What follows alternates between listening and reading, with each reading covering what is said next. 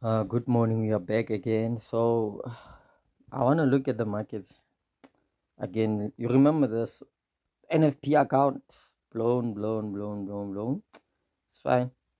It's fine. Is it a real account though? Yeah, it's the real account. Blown. Because of NFP last time, right? You remember it was gold. Let's see what gold did. Gold probably went up. Oh no, it didn't. See, we were thinking that gold was gonna go up via NFP and then it went down. But let's get back to this and see what's happening. We're gonna check gold again just to see what's happening. Well, we saw that the overall trend here in gold was an uptrend, right?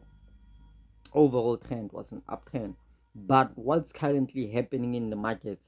That's what we want to know. We want to see what's currently happening in the market because we cannot trade the future and say just because this is an uptrend, we are going to take buys. No. Listen, for the past few days, last week and this week, look, this is what happened from like the 2nd of March until the what is it? The 23rd of March. The market has been selling.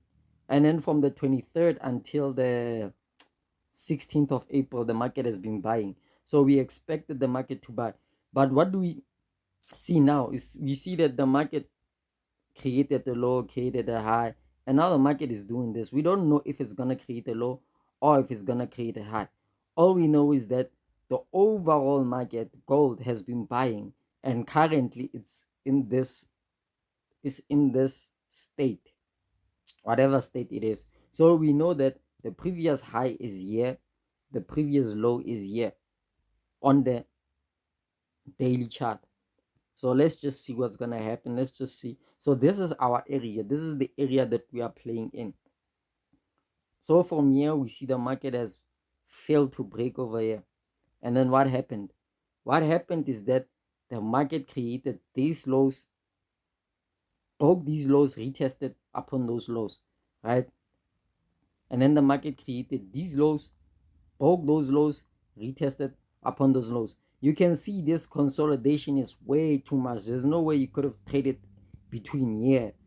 You could have taken entries around here, first entry, and then a lot of entries, right, that are gonna show themselves. But now we see that the market created this low, boom. Now the market created this low, bounced back, created this, and boom, bounce back again, right? So now what's happening? We can take this, put it over here. What's happening? What's happening is that now the market broke over here. It gave us a first touch. I would say this is a second touch, but hey, because it did cause the market to go a little bit upside to the upside, and then it went back down. And now we can see some sort of rejection here. This is not the time to take entries for me because of it's still in the morning. It's early in the morning, guys. We don't want to take entries here. I want to see what's gonna happen in the afternoon New York session because gold can consolidate as much as it wants. We don't know. It can buy, but if it does buy, we're gonna catch it via New York session. We are trading technically, so we don't know if there are news. I didn't even check news. So we see that on the 4-hour chart, there's a high. The market created this. Just look at your highs and lows. Boom, double bottom, right? Broke above this neckline. So we're expecting a retest. We don't know if it's gonna retest immediately from here. That's what we must monitor. But the market should be moving technically. So we're gonna go to the 1-hour chart. Now focus on the main chart now. We're gonna focus on the current market price. The current market price says that the market was creating higher highs, higher lows, higher highs, higher lows, higher highs, higher lows. You know our step ladder, normal things, guys. And then after it got here, just broke, retested around here, created your step ladder again. But then now what's happening? Now the market is currently selling. So we are looking at these cells. We want to see a change of momentum or change of character. The market from the 8th of May. What day is it today? It's the 11th of May today. And you can tell it's 8 o'clock to 9. So we're not going to look at trading now. Maybe later. And if it is later, it's probably just small accounts. So what happened? What happened is that we go to the 15 minutes. We see the market created this high. And then after creating this high, boom, the market failed to break above there because it created the first touch, went down, second touch, double bottom, went down, and then boom, this low creates, this low becomes a high. Now the market bounces a couple of times in this high, and then boom, now the market created a low, a low, a low, another low. So we want to see what's going to happen. Let's go to the 5 minutes. I want to put this here, but let's go to the 5 minutes and see what's happening. We're going to be quick with our analysis. And then what happened? This happened. We have rejection, rejection, rejection. The market created a low. So now the market is here. The market might as well just boom, go down. Who knows? Who knows? Nobody knows. But we are trading our highs and lows, and we want to see, or we primarily want to see the market just break this trend line. If it breaks here, then we know that the market is ready to buy. But if it doesn't, boom, the market is ready to buy, and we can take our step ladder. We can enter trades. We can enter trades as much as we want. But as long as the market hasn't broken below here, we're still expecting what? We're still expecting ourselves, right? We're still expecting like rejection around here. We're expecting the market to reject around here, sell. It's currently selling. I don't know. If it's selling, the 1 minute must show us that it's selling. It must break above here. It must break below here and sell. It must create lower lows, lower highs. But we'll see what happens in the afternoon.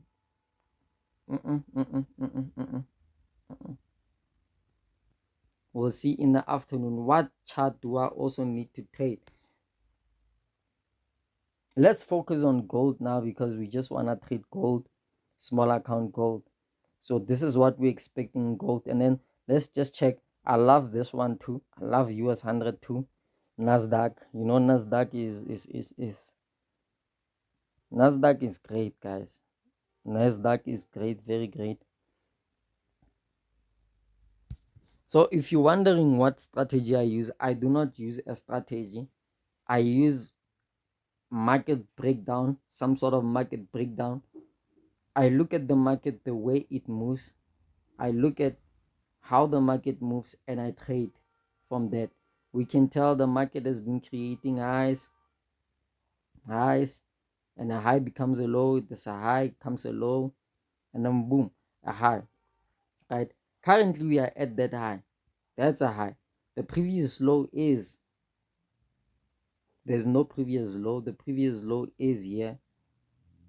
This is a previous low, right? And then this is a previous high. We are currently at an all-time high. We are not going to buy at an all-time high. There's no way you can buy at an all-time high. You must wait for the market to come retest somewhere so that you can buy. Now we can say we can take small sells, but we don't know where are we going to sell until where. We are at an all-time high, but we can just put this, yeah, boom, right? Can put this here, that's fine, and then this here. We are not dealing with liquidity here. There's no liquidity. We're not gonna sell you some BS story of how the market moved. Bruh, the market moves like this. You can tell it's an overall uptrend, and what happens is this: the market moves in waves. You can tell this was a high, it became a previous low. This is what I'm trying to show you. You can go and look at liquidity. You can go and look at your SMC. You can go and look at that. But this is a game of probability. The more you realize that you cannot control the market, but you can join the trend and you can understand how the market moves. The market moves technically, always. It always moves technically. And the only reasons why it moves like this is because of economic news or whatever it is that's happening in the economy. But you can tell these are entries, dog. While you're busy with liquidity, you are missing these entries. You are missing these entries. And even if you take that entry and you blow, it's fine, but at least you made it easy for yourself. One day you're gonna capture it. You can lose 5 times, bruh. You can lose 5 times. You can lose, yeah, blow your account. But I bet you, if you get the market around here, and you buy, and you see it buying, and it comes back, and you buy again, and you buy again, yeah, buy again, yeah, buy again, yeah. You only need one trade, bruh. You only need one trade in order to make it, or in order to make money. And it might not be a lot of money. For now, just trade responsibly, like I am. Don't risk over. You need a lot of money to make a lot of money. But I promise you, dog, I'll show you my history. I'll just have to go to my Google Drive photos and just take some of the things that I've been doing. But I've taken 3 rands, which is less than cents US dollars, and I've made it around like Boma $10, 200 and something hands. It's possible. I've done it. I've done it a lot of times. You know, all you need is just one good trade, and you could have just took all these entries, all these entries, all these entries. Look at this. Look at how many entries these are. You could have just scaled in, bought. If you are a scalper, you just buy and you take your profit. If you are a scalper, you can buy here, take your profit around maybe here. If you are scared, or around there, who knows? I don't know. But if you are a swing trader, or if you are a day trader, you wait for the market to come, retest, you buy. It goes up. Okay, it's fine. You let it go. It comes back. It's a second entry. You buy again. You keep adding your buys. Even here, it's gonna come back. You buy again. You wait for it to go up. That's how simple it is. The market moves in higher highs, higher lows. It's a step ladder. It follows a trend. And you don't need to look at if you are liquidity, if you are this. There's a lot of liquidity. There's a lot of rejections in the market. And if you look at each and every single rejection, you're gonna end up blowing, because you're gonna look for liquidity everywhere. 1 minute there's liquidity, in 1 minute there's liquidity, in the 5 minute there's liquidity, in 15, 10 minutes, whatever chart that you decide to trade, there's always liquidity.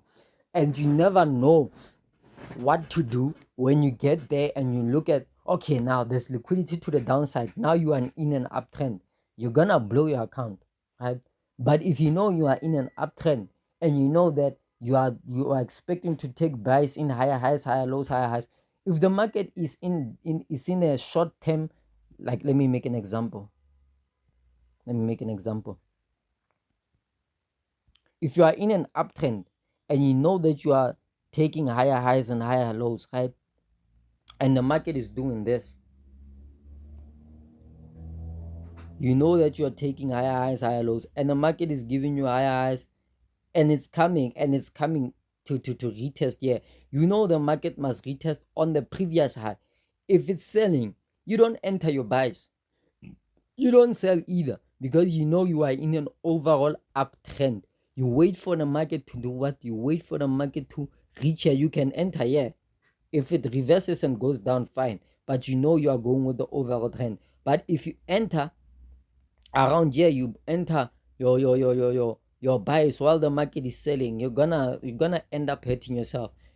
If the market is around here, you buy, you wait for it to get up there. It's better to buy when you know that the market is about to reverse, or it's better to buy when you know that the market is at the overall, it's at an overall high, right? You cannot just enter a buy here, right, while the market is going up. If you enter a buy around these areas, let me show you these areas around here, you're gonna blow account, but at least you entered knowing that you are in an uptrend. You lose that trade, but then at least you're not going to blow, lying to yourself that liquidity, or lying to yourself that this and that and that and that. Because a lot of people might say, oh no, this is fair value gap, this is what. Who said that? Okay, if you are a supply and demand trader, you can say supply and demand, but at the end of the day, supply and demand is just saying, okay, this is a high, a previous high, you're gonna buy at the same area either way. So don't lie to yourself and say you understand the market just because you did liquidity and just because you did this. The market moves in waves and the market moves technically, and that's the way the market is always going to move, right? So that's my analysis. We'll see around 3 o'clock what's gonna happen. This is a long video, so I'm gonna post this as soon as possible and I'm gonna delete it in my phone. We'll meet in the afternoon around 3:30 or around 4 o'clock, like say.